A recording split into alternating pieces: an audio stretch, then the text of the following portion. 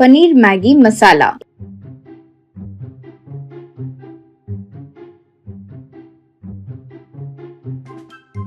एक दिन विशु अपने दोस्त चंदू के घर आया।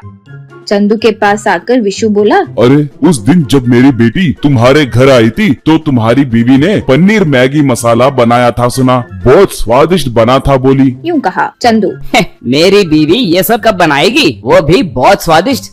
तुम घर आ रहे हो सोचकर मैं ही उस चाइनीज रेस्टोरेंट में गया और उसे लेकर आया। क्या तुम्हें वो इतना पसंद आया? चलो उस पते पर चलते हैं। कहकर वो विशु को लेकर जहाँ वो पनीर मैगी मसाला बना था उस दुकान पर गया। वहाँ जाकर देखा तो वहाँ नहीं था, वो दुकान बंद था। विशु अब क्या करे, दुकान तो बंद हो गई। मेरी बेटी को पनीर मैगी मसाला चाहिए क्योंकि उसका जन्मदिन है। यूँ कहा तो चंदू। तो चलो एक काम करते हैं, किसी तरह हम लोग ही मेहनत करके वो बनाते हैं। अगर वो ठीक निकला तो ठीक, वरना मेरी पत्नी पर इल्जाम डाल देंगे। यूँ सोचकर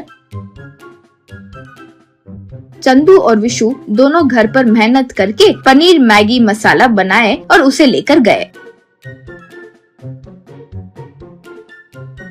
जैसे ही उसे मुंह में डाली, विशु की बेटी गौतमी बोली, यक, ये क्या है? ये तो बहुत खराब है। क्या इसे कोई पनीर मसाला कहते हैं? यूँ बोली। विशु को समझ में नहीं आया कि क्या करे। उन्होंने सारी बातें बताई। विशु, पिछली बार भी आंटी ने नहीं बनाया था, वो बाहर कोई चाइनीज रेस्टोरेंट से अंकल लाए थे, वही हमें दिया था। यूँ कहा। गौतमी बोली, फिर आप लोग उस रेस्टोरेंट में जाओ और वो पनीर मैगी मसाला ले आओ। यूँ बोली। विशु ने कहा। वो भी हो गया। वहाँ जाकर देखा तो वहाँ दुकान नहीं थी, बंद है। तब गौतमी बोली, फिर मुझे नहीं पता आप क्या करोगे। वो पनीर मैगी मसाला बनाने वाले को यहाँ पे बुलाओ और मेरी शादी उससे करवा दो। यूँ बोली। जैसे उसने ये कहा, चंदू चकित रह गया। वो वहाँ से बाहर आ गया।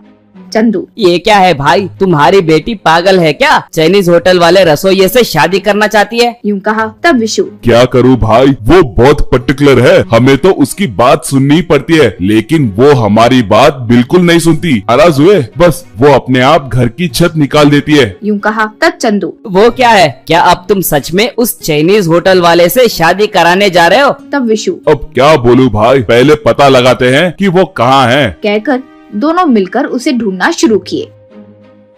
जैसे ही उन्हें वो मिला, वो चाइनीज तो नहीं था, उसका नाम श्रीकांत था। विशु, भगवान का शुक्र है हम बच गए। ये चाइनीज तो नहीं है, हमारे यहाँ का ही है, वो खाना पकाने में विशेषज्ञ है। यूँ कहा। तब चंदू, वो तो ठीक है, अब उससे शादी कैसे करवाएंगे? यूँ कहा। तो विशु, चलो मेरे पास एक विचार है।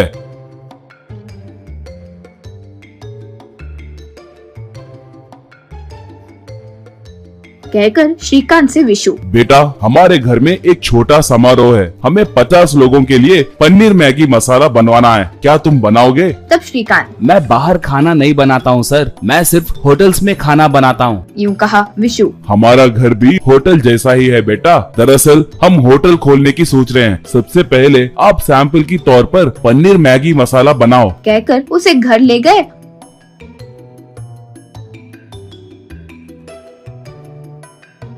और उससे पनीर मैगी मसाला बनवाए। वो खाकर गौतमी, हाँ मुझे तो ये बहुत अच्छा लगा। यूँ बोली। तो विशु, क्या उससे शादी की बात करे? यूँ कहा। तब गौतमी, शादी नहीं कुछ नहीं, उसके साथ मिलकर अच्छा होटल बिजनेस शुरू कीजिए, हम बहुत सफल होंगे। यूँ बोली। तो विशु, तुम क्या कह रहे हो? तब गौतमी, हाँ पिताजी, जब से आप रिटायर हुए हो आपको बहुत बोर हो रहा है ना, इसीलिए मैं आपसे एक अच्छा होटल बिजनेस शुरू करवाना चाहती थी। यूँ बोली। तो विशु बहुत खुश हुआ। उस दिन से उनका पनीर मैगी मसाला होटल बहुत सफल होते गया।